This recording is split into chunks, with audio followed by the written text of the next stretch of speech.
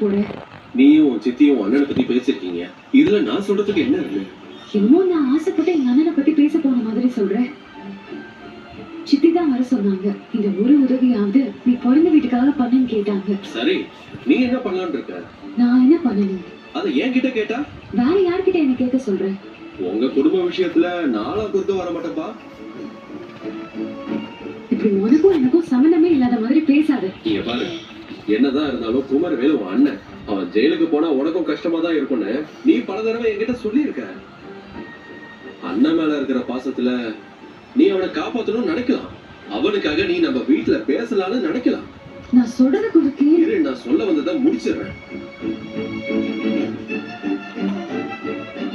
அவனுக்காக நீ பேசணும்னு நினைக்கிறது உன்னோட விருப்பம்.